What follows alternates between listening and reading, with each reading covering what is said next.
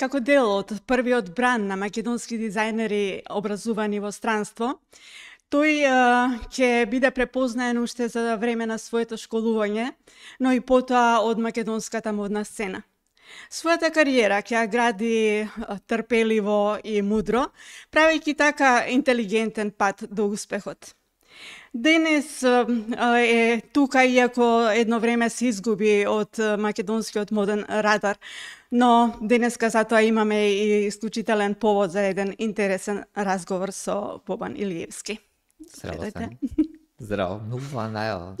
Прв бранд, втор бранд, да, тогаш бевме така. Па да, мислам, нели првично имаше инцидентни случаи, нели, меѓутоа баш беше еден бранд кога во кој беше меѓу кој беше и ти. На прсти се броја, да, пред нас таа една плејада на прсти се броја, да, точно. Да.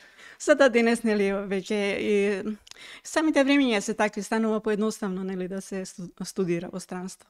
Поедноставно станува, да се студира и до толку не е ни веќе потребно. Во наше време повеќе беше потребата, затоа што први основно ние немавме овдека академија која што се бавеше со моден дизајн. Јас завршив уметничко средно училиште и имаше одсек мода, односно текстил и облека, така се викаше тогаш, не знам денеска како е, меѓутоа академија не. Едноставно, доколку сакаш да продолжиш, тоа беше единствената опција. Имаше многу одеа во Софија тоа време. Јас и уште неколку колеги ние бевме во Милано, претпоставам и Париз. Едноставно таа беше опцијата. Друга немаше овдека доколку сакаш да студираш. И времињата беа такви, нели, кога се самостојувме, па таа декада, кога сакавме да ни се развива таа модна сцена. Мислам, сите беа ентузијасти во таа смисла. Да, сигурно, многу поголем ентузијасти. Барем од тоа што јас сум денес, сигурно тогаш сум бил поголем ентузијаст. Ама да, интересно беше во секој случај. Многу понедостижно беше тоа Милано 2003 со сите визии и све тоа што предпоставам денеска младиве не апсолутно не. До Милано одење беше буквално до Канада. Исто.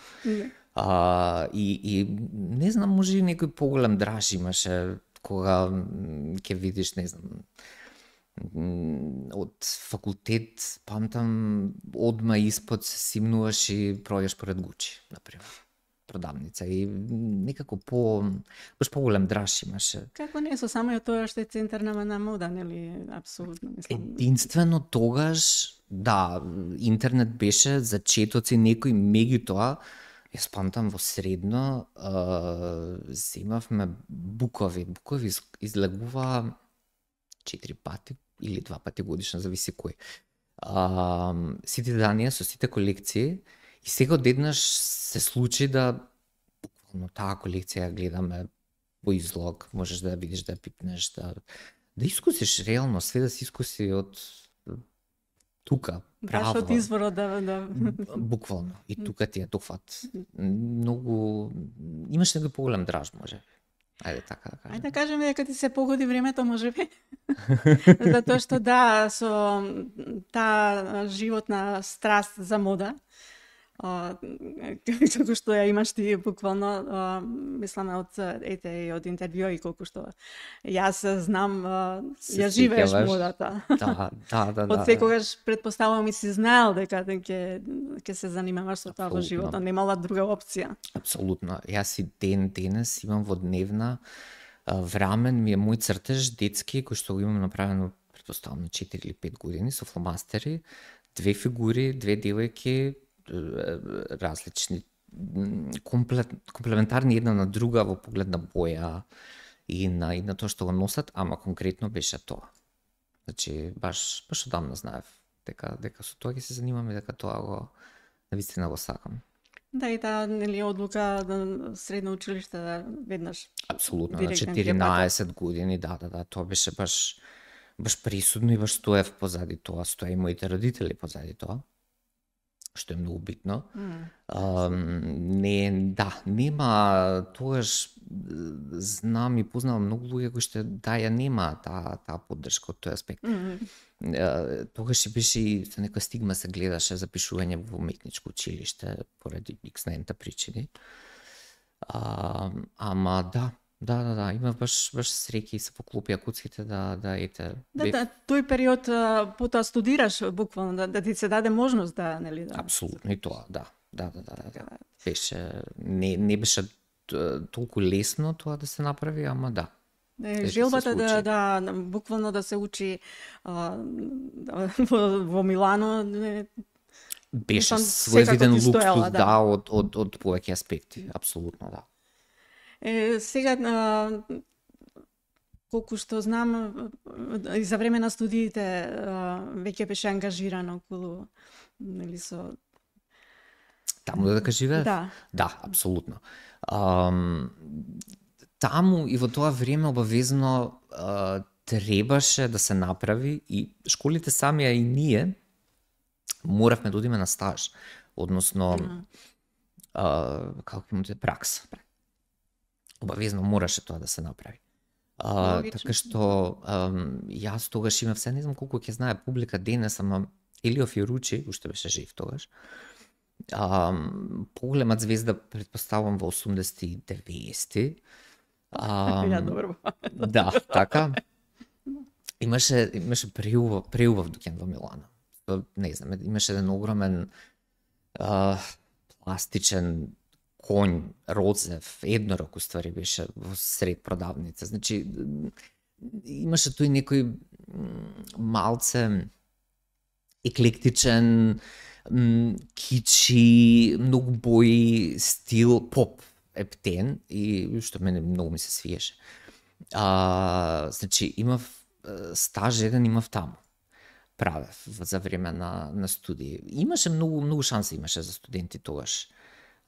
Да се оди да се побара и да се види од прва рака, да се види реално како стојат ствари и со целата индустрија, како стои се тоа. Например, мене фасцинантно ми беше во средно, професор ми беше Лира Грабул, еден наш најпознати. Каква среќа си имал. Прекрасно. Стварно, таа генерација тогаш бевме учени во тоа средно уметничко од плејада на елита на уметници од повеќе области. Сега ми е јасно зашто си толку добар во скицирање. Тоа е точно, да.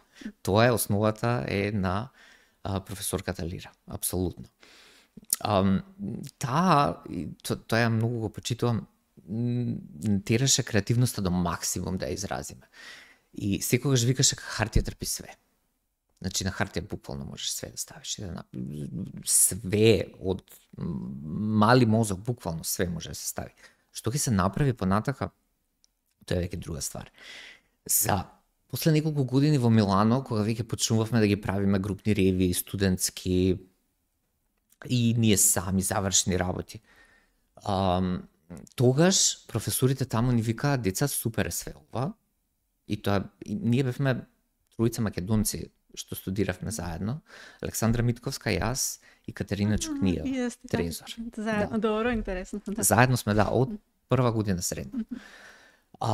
И нас не викаат трансгресиви, односно трансгресивни. И бевме интересни многу тој поглед на размислување, ама професорите ни викаат: деца, ова е фантастично, све ова супер. Ако сакате да се продава, мора многу да се поедностави. Да се поедностави затоа што тоа треба да биде продавано понатака. Треба да се допадне на маса на луѓе. Мене всушност и тогаш ми се појави таа љубов, ајде ќе кажам. Јас секогаш бев концентриран повеќе за масовна мода, да творам масовна мода. Костимографија, да речеме, е прекрасен дел од стварање и костим, што мене никогаш не ми беше привлечен. Прекрасно изгледа, не ми беше привлечен. Мене ми беше секогаш масовна мода. Мене ми беше мерак да си го видам парче на улица. Не мора да знае. Таа жена конкретно тогаш беше жена.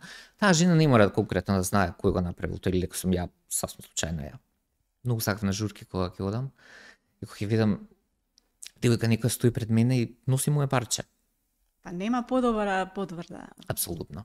Тогаш све се исплатеше тогаш, и неприспани ноќи, и труд, и цела мака, тогаш се исплати. Значи баш во тој момент тоа беше доволно за да се устварам јас како индивидуум. Да, секој креативно дело всушност кога ќе оживее, веќе не е собственост на авторот. Не. Конкретно што јас поготово поднатака работев за масовен бренд кој што произведуваше, така што ја имав таа шанса реално да се ги видам парчињата на улица.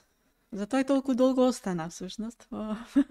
Кара, може би една од причините да речам, ама тоа претпоставуваме многу важно искуство во улогата на нели во професионалниот пат на еден дизајнер. Апсолутно. Тоа таму што ќе се научи на тоа масовно производство. Апсолутно. Јас одма после студии, само што се вратив,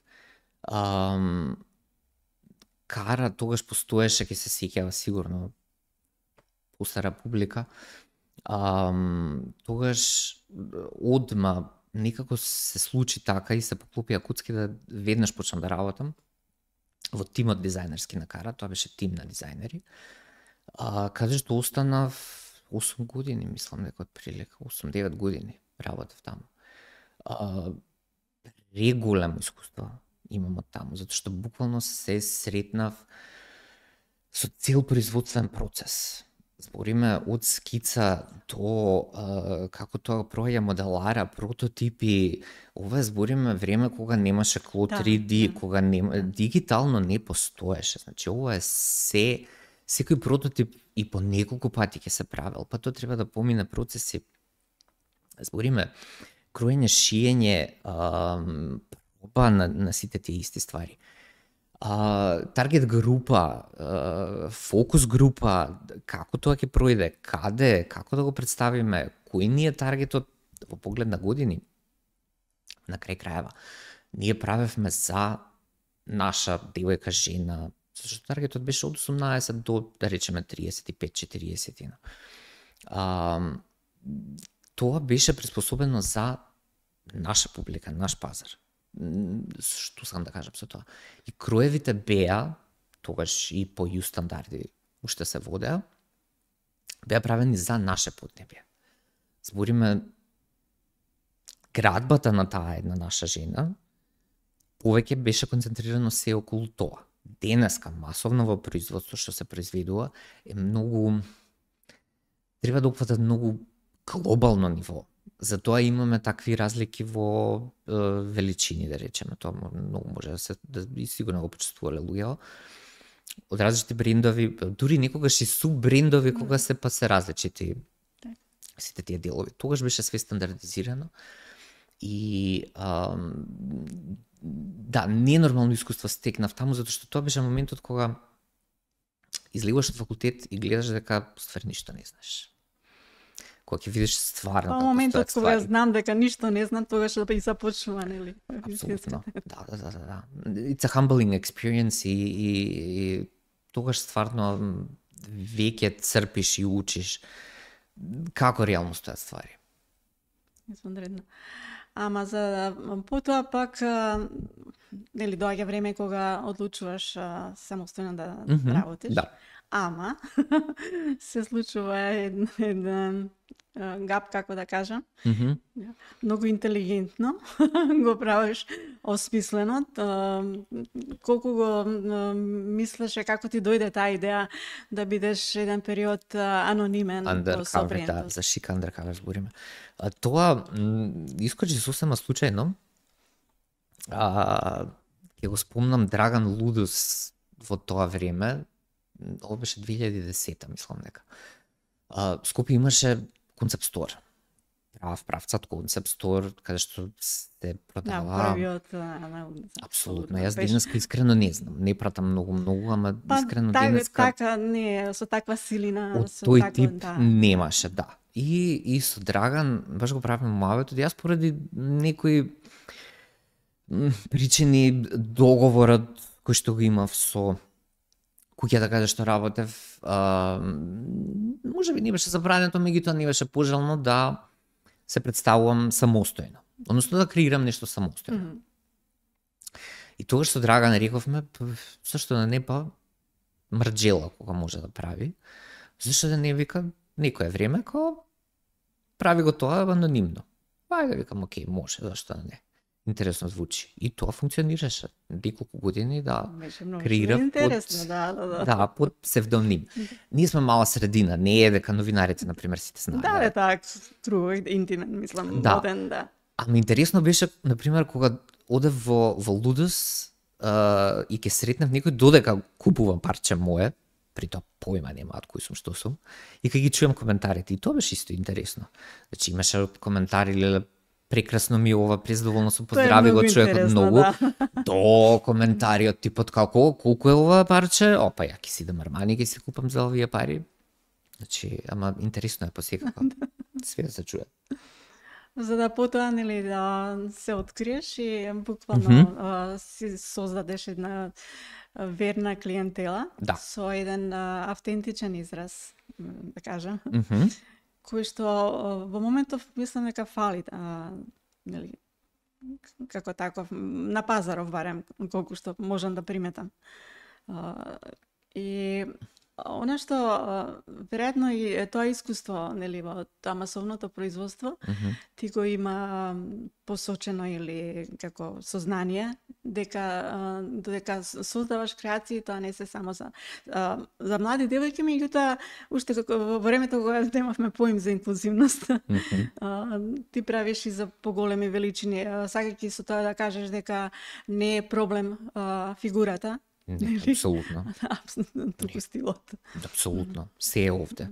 Значи, самодоверба и тогаш мислам дека кажував многу често, самодоверба е најубаво нешто што може да се направиш за сам себе. Ако ти се гледаш како убав, дали е тоа гардероба прави огромен дел од таа самодоверба може да направи. Ама ти ако се осеќаш така, све можеш да износиш и другите ќе го видат на тебе. На крајот на криштата никој не е совршен, меѓутоа, нели, идејата е да се извлече најдоброто од себе си, нели, да го дадеш максимум.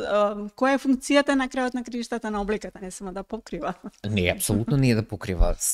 Таа треба да го дополни карактерот, суштина, кој што секој човек го носи. И ја и понатака кога custom made ствари правев за луѓе, јас секогаш им викав, мене ми е битно и тебе да се свие ово што ќе го направам. Не е само моја его трип, окей, ја ќе ти направам се, не знам, рогови, раменици, си има случувано девојка фантастично да изгледа. 36-ка величина, висока, згодна, општествени стандарди да задоволува секој. Таа, например, мислела дека има дебели колена. Или пак, не знам, има дебели раце. Ја можам до утре се вајле да убедувам, ти треба да носиш кратко, треба да носиш шлиц, треба, не знам, ова голо, ова да се покрие, џаба е тоа, ако она постоја не се усеќа убаво во тоа што ќе го направам. Така што, јас секогаш викав, јас сум прво психолог, па после дизајнер можам да ти бидам. Дефинитивно тоа е една од... И прво прашање што прашував е, си ти имаме ние мани, си ти имаме ствари што не си ги сакаме кај себе. Прва ствар што прашував, што да покривам? Што тебе ти смета? Кај тебе. Не ја како те гледам или други 200 луѓе на свадба, каде што и се носе у принцип стварите, зашто ние сме такво подневие. Не, мене ми е битно тебе да ти скрием тоа што ти што го гледаш како твој недостаток. Се останато ќе се прилагодиме, не е апсолутно никаков проблем.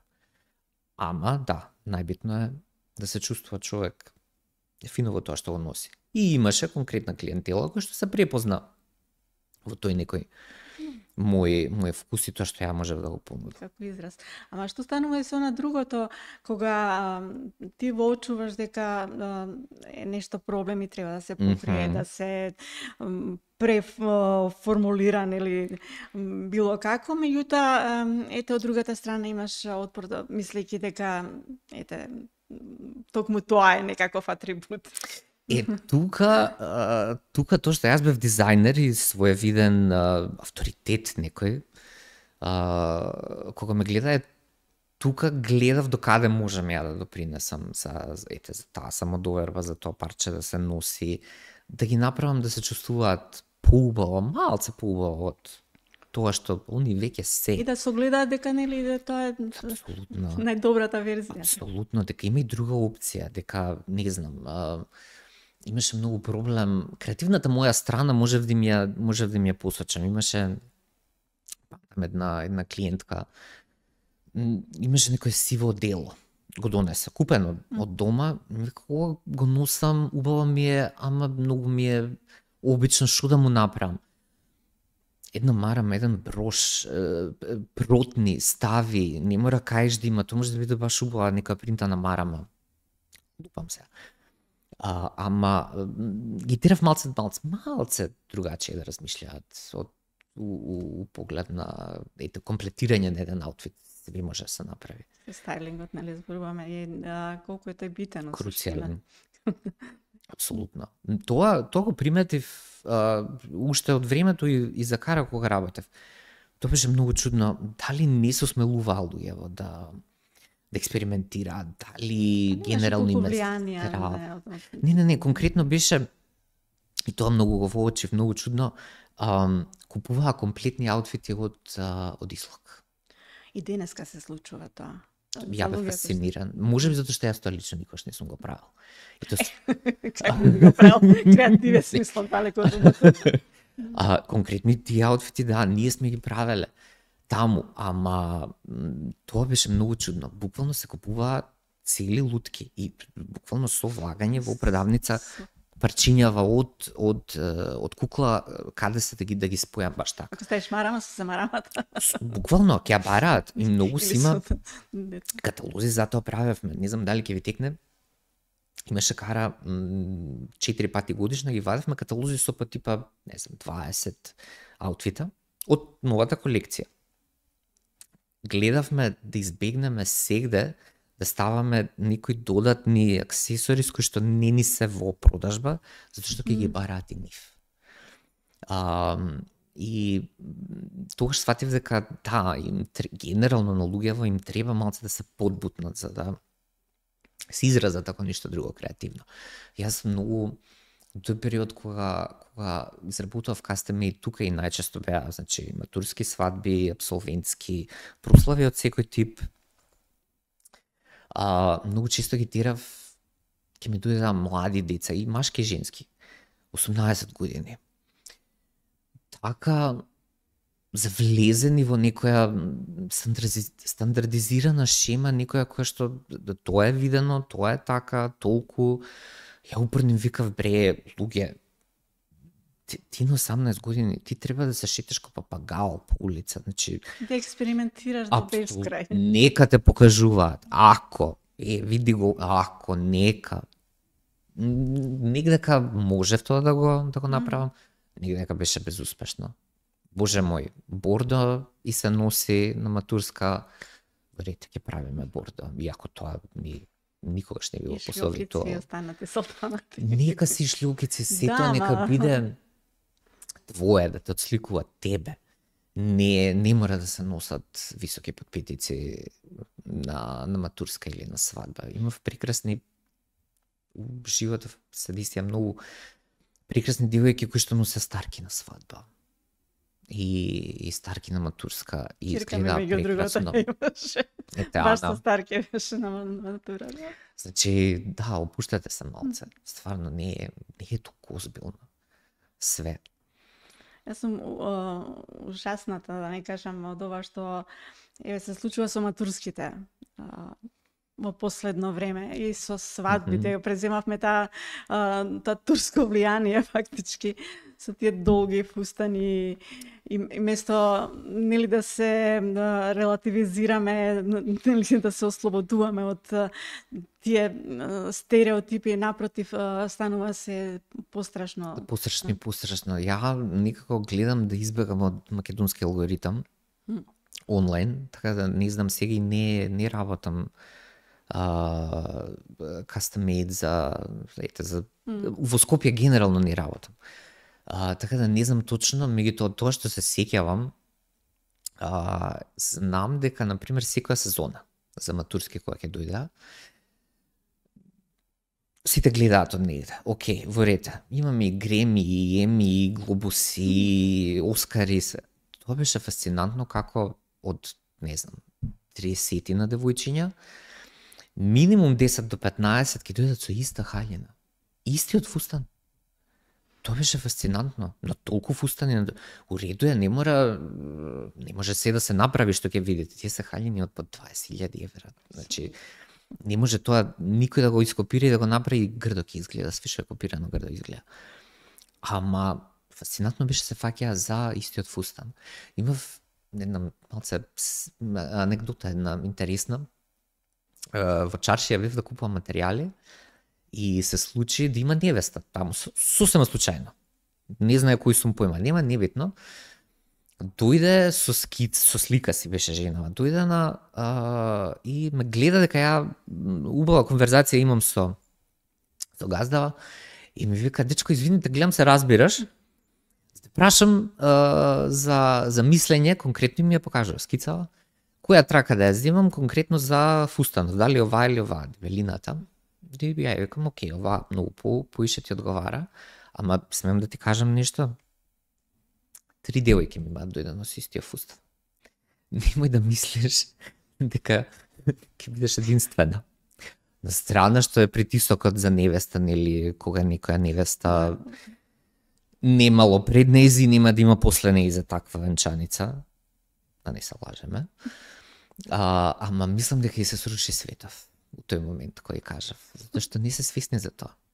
Така да ја бев малце и по-директен бев. И со мои клиенти ја бев малце по-директен. Ако имаше нешто што не ми се допа, ја, например, си тим викав: сметете дека фотографииве, снимки, се више никој не се надевам, не се снимаат више. Ке ги гледате за 20 години. И за 20 години треба да ви изгледа прикладно, фино. Не мора да е тоа класика, ама да изгледа прикладно и фино. Да не се срамуваш. Да не си кажеш: боже, кај ми бил паметот. Не пратите многу трендови. Имаше, се сеќавам, не знам пред колку години беше, сите беа со хипи фризури, ставаат цвикиња у коса. Не мора, стварно не мора. Идете по класично нешто. Ја ги одвратив, неколку ги одвратив од тоа, сите беа со таа замисла, ама јас сакам хипи венче, во ред. Не мора селјанчица, да збориме, заплетенка збориме. Не мора, стварно не мора. Стигне да се стави.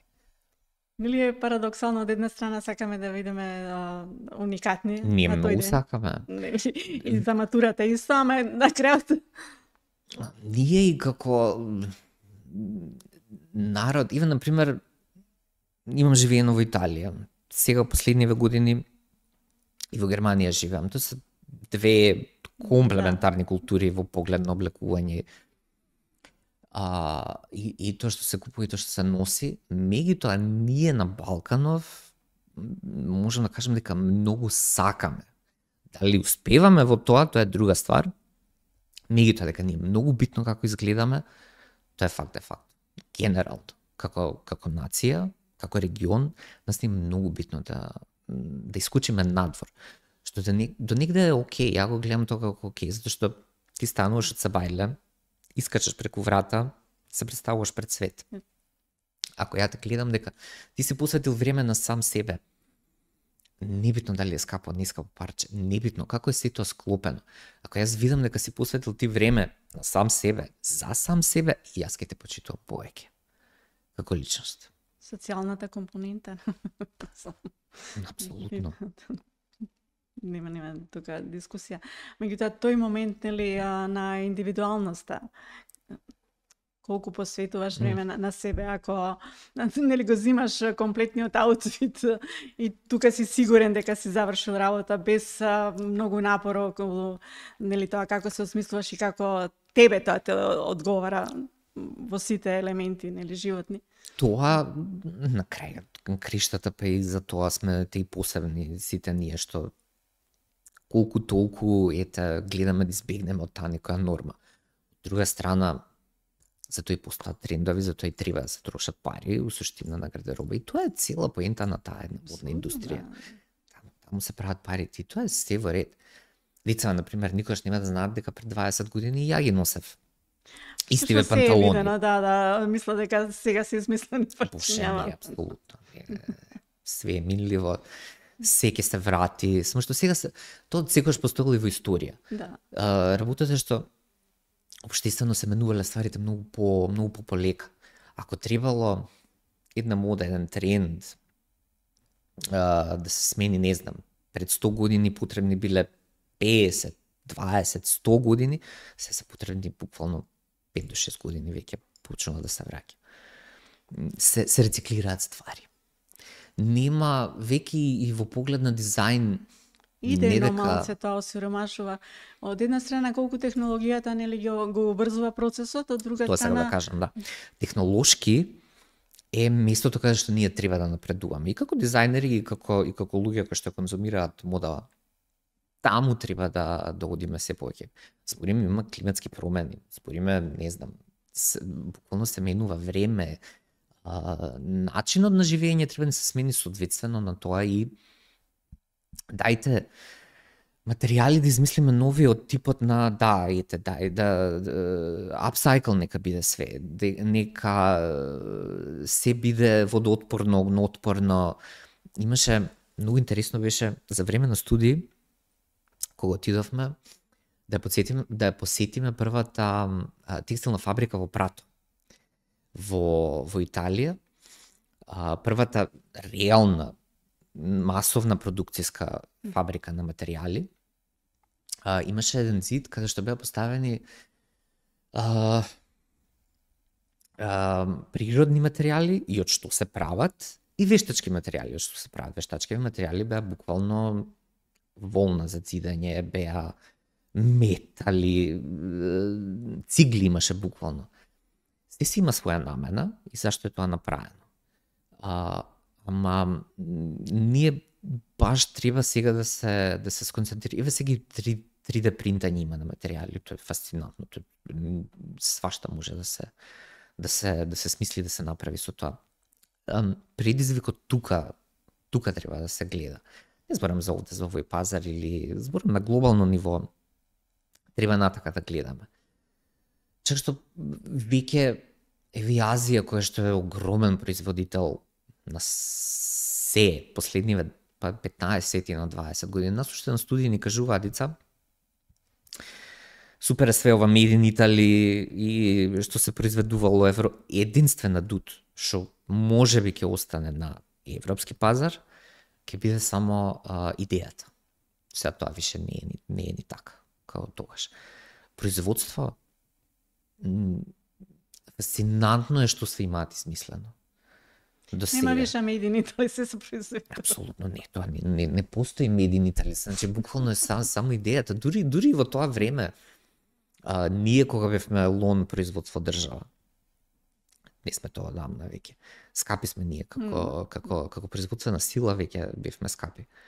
И тогаш сега фасциниран сум што све постои од технички аспект да се направи за мода и за производство. Така што тука гледам некој предизвик од поглед на тоа буквално тип на материјал кој што ќе се употреби, за да тоа биде и функционално и убаво од друга страна.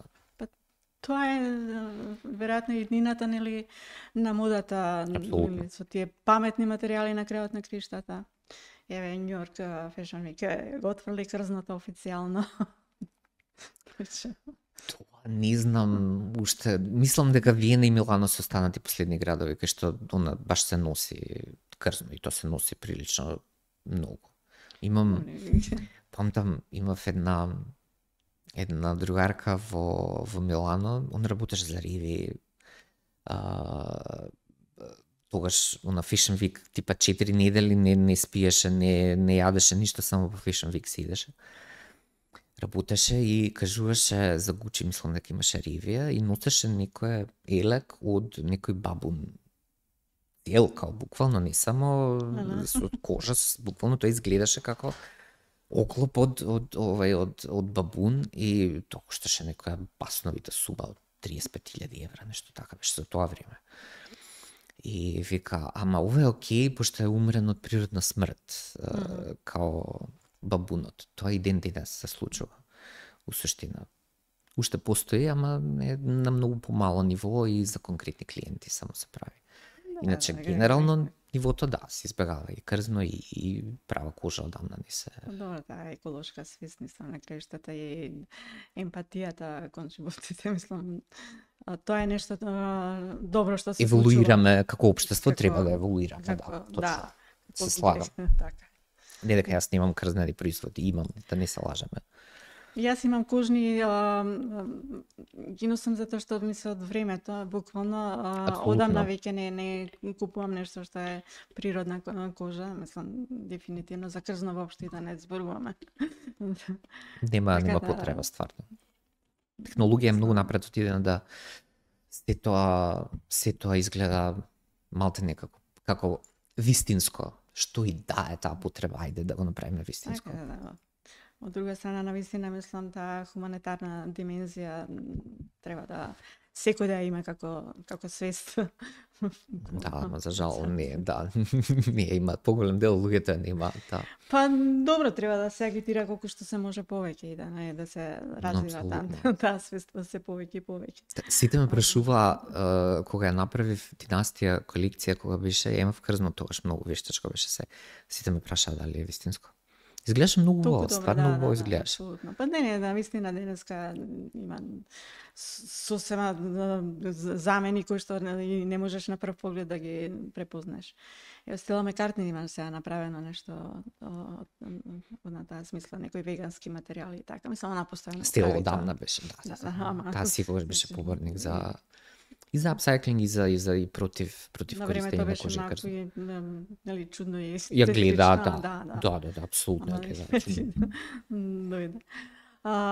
Ова искуството, нели се изгуби, реков едно време, буквално, македонската модна те снема. Јас не е пофално, ама ќе кажам дека нели изгубив воопшто некаква трага што всушност работиш така да од прва рака сега сакам да чуја. Ја се изгубив од медиско појавување, се изгубив некое време затоа што и пред да се преселам. Инаку последниве 8 години веќе патувам многу често на релација Скопје-Франкфурт, затоа што работам за клиенти таму. И е прилично, од креативен аспект, можеби е прилично досадно тоа што го работам костими за машки костими најчесто по нарачка.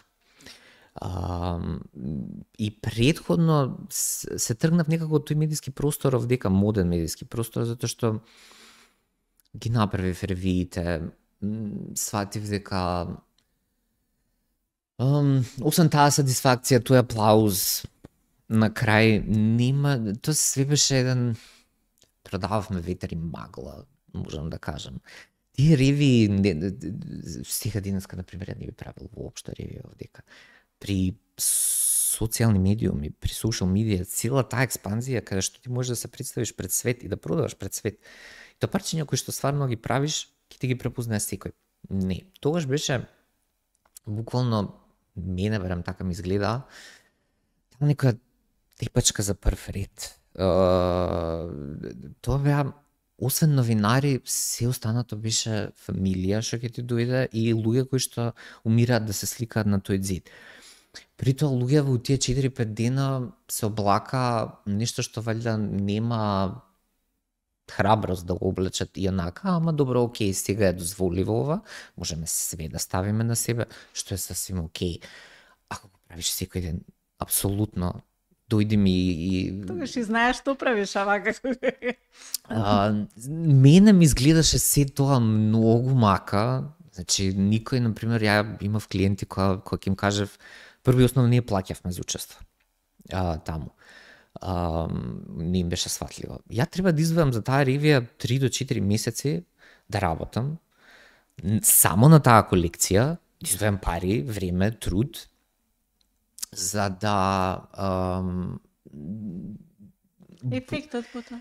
Економски никаков ефект нема, апсолутно не. Ја треба да направам шоу. Знам дека поголем дел од тоа не дека ќе се продаде, ама убаво е за шоу да се направи. Затоа што треба таа магија да се даде, апсолутно. Треба да ви дадам магија кога ќе дојдете на ривија, треба нешто интересно да ви понудам. Чекај, ово е интересен, чекај, сакам за 6 месеци да видам што ќе направи. Не беше носливо, кај нас единствено економски се исплатеше тој custom made. Односно, ние бевме тезгароши кои што работеа за такви настани кај нас. Такво е поднебјето. Се концентрирав само на тоа. Имав и колекции кои што се продава по поп-ап сторови во Берлин, во Софија продавав некое време.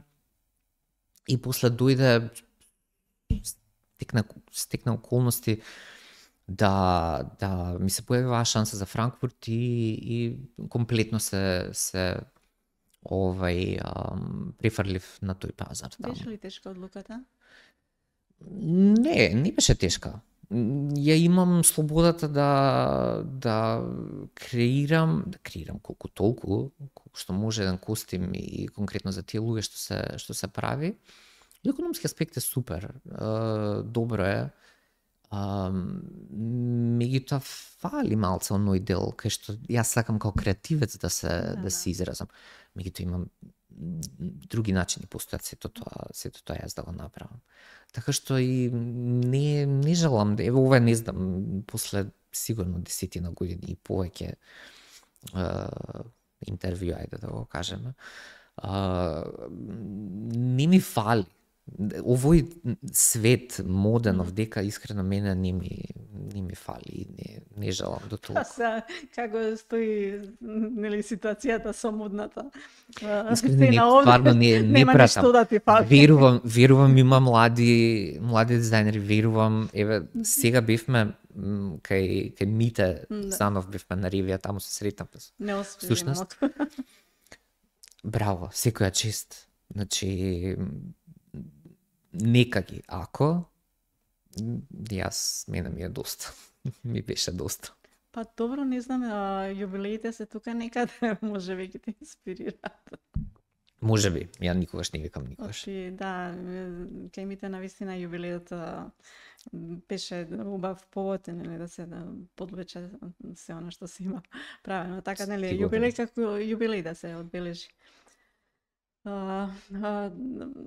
Добро, како тоа цело искуство, да речеме, многу интересно тоа со машкиот кастомид, затоа што таа италијанска школа веројатно исто има допринесено тука. Сигурно, апсолутно.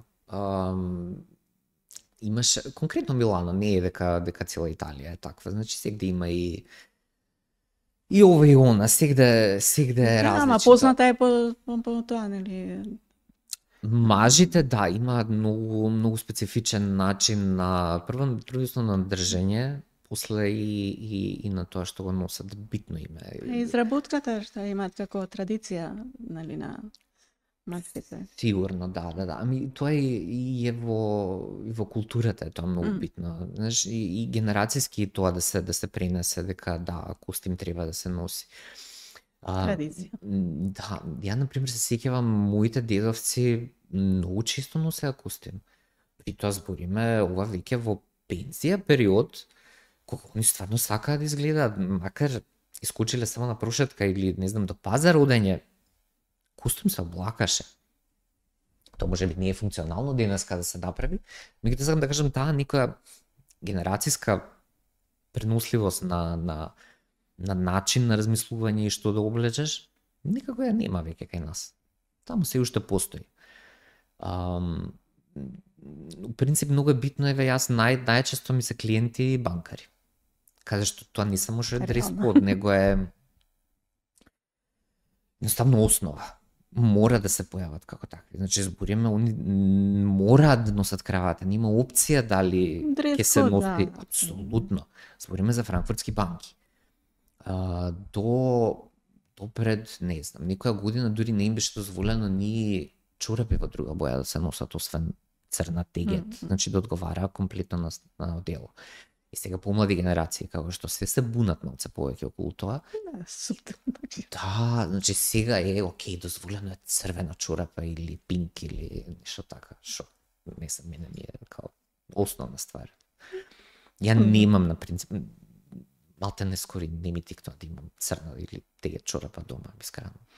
Добро. Озбилно. Не би се не очекувал да бидеш потребата ми е, тоа не, тоа е можеби и генерацијска траума, да ја кажам, од мајка ми, црно никогаш не го сакав.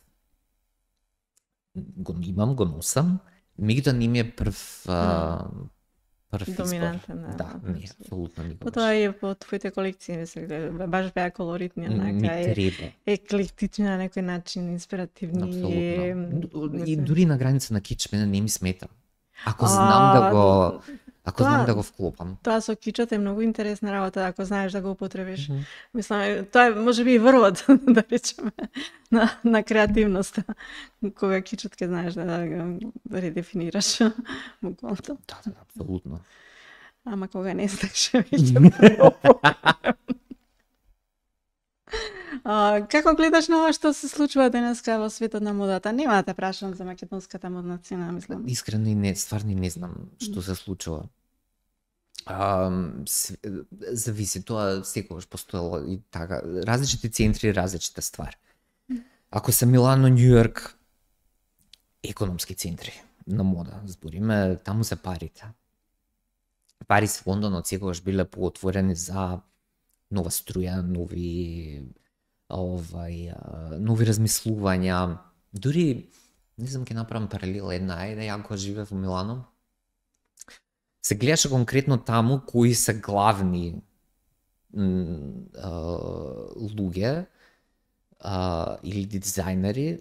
Например, имаше, не знам, Вивиан Вествуд имаше дуќан, имаше Готие, имаше дуќан. Готие, се сеќавам, го отвори и го затвори додека ја живеев таму. Вествуд постоеше уште некое време, ја снема. Галијано исто имаше од својот бренд, све тоа пропадна. Се знае кои се и каде се и каде треба да се представат. И всушност кој купува таму и што бара од тоа.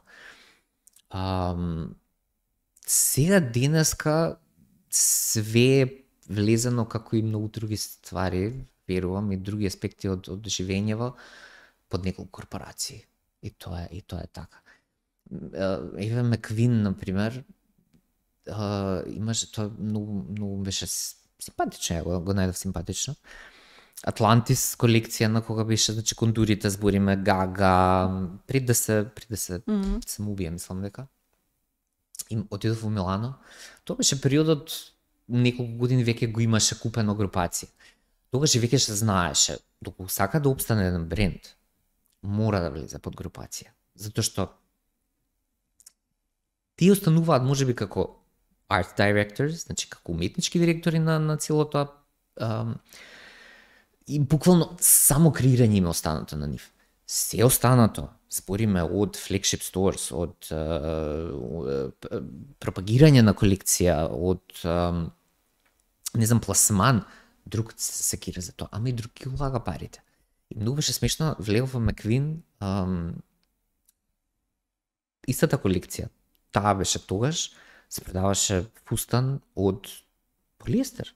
Значи, буквално тогаш, во тоа време, тие принтови на толку широк материјал можеш само на полиестер да се принта.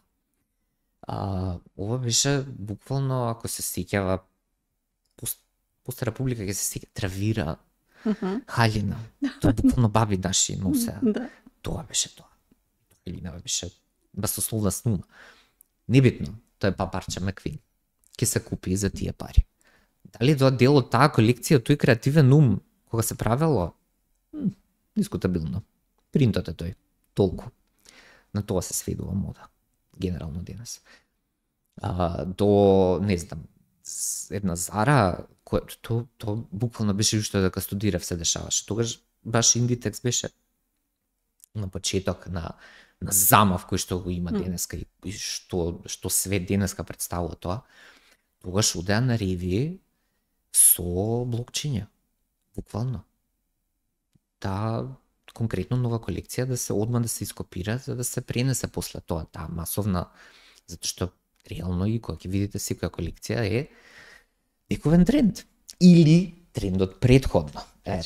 Ама затоа па денес се случува нели со телефоните уште не е дадено денес. Преку не 24 часа веќе да биде произведена масовно. Апсолутно.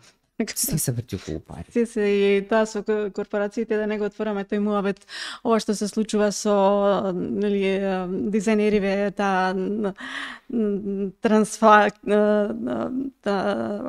одење од еден бренд во друг, нели. Тоа е суло. Тоа е некои чудни, парадоксални измени. Евентуално, на пример, мене ми се свиѓа многу Жаке Мус тоа што го направи. На страна прчињата што ги прави. Многу интересно беше он како почна, односно што направи за време на Fashion Week. Океј, ајде еве јас сега грила ревија ќе направам, океј, ќе ви украдам вниманието. Тоа беше фантастично што го направи тоа. Супер, сега е негов момент. Тоа се случи со сите модни куќи реално. И италијански, кои што малце повеќе ги познавам. Евентуално мораше да станат дел од нешто поголемо. Армани, кој што беше крал на мода од секој аспект, од економски најмногу. Значи, збориме беа и Versace, и Dolce Gabbana, и Fendi, и Perret, више што не знам. Скоро ништо не се дешава. Сите беа минорни во споредба со Армани пред 20 години. Армани беше до толку голем што не може да го купи некоја корпорација. Ама што е проклетството на сите тие компании, ако се толку големи никој нема да ги купи корпорација, од кога ќе почине дизајнерот, купат веќе на вредност. Тоа е суштината на сите куки, реално за тој сите влегоа под корпорација. Не знам, тоа чудни работи се случуваат, каде ќе оди тоа сето тоа. Тешко е може да се предпостави, на вистина. Како и да е, она што ти моментно го работиш, твоите планови и идеи за, нели, да се мислам дека човек како тебе креативец не може да се... Нема да се оставам, да. Некако и овие години работење custom-made дела за германски пазар. Супер е тој комфорт зон и некако се чувствував малце ајде да смениме нешто. Не сум да се вратам на тоа да јас стварам, ама предимно да стварам за мене, тоа што сметам дека ја е интересно, а сигурно ќе се погоди некој што ќе сака и да го купи. Ајде да не го купи, боже мој, ама потребата имам за да буквално да посветам овие две раце, да 5-6 сати се посветам на еден проект, па макар и не искочило ништо економски привлечно од тоа. Мислам дека секогаш ќе се најде, можеби не масовно, меѓутоа некој кој што сака... Немам потреба масовно сега, веќе толку. Поинакво, нели, уникатно. Апсолутно. Тоа многу малце луѓе го сваќа и кога доаѓа кај нас дизајнери, не само кај мене, кај колеги, тој период не сваќа зашто доаѓаат кај нас. Не знам, се има случано да 2 сати зборам, објаснувам, цртам, договараме се и, например, ќе дојде момент за цена и оно име, не замислувале или далеко од тоа што замислувале и буквално ќе ми кажат у Зара ќе го купам ова за тие пари. Како не? Истите околности, ја и живеев близко до Зара и ќе им кажав слободно повели, еве тие вратата за 7 минути. Ако мислиш дека во Зара си апсолутно оди. Купи го. Не збориме веќе ни за квалитет, збориме за тоа што ти доаѓаш кај мене, што купуваш од мене, што добиваш од мене. Што очекуваш. Ама имаш слуг. Имаш и тогаш, има и сега сигурно. Не, мислам дека сега има многу повеќе навистина луѓе кои што сакаат индивидуално да се изразат Апсолутно. визуелно. Светниот на дланка даден. Тоа е многу убаво. Со интернетов колку год да е тој, не знам, телефон во рака колку год да е, нужно зло, даден е свет на рака. Буквално само треба да се искористи. Треба да се најде ниш публика која што ти одговара на тебе.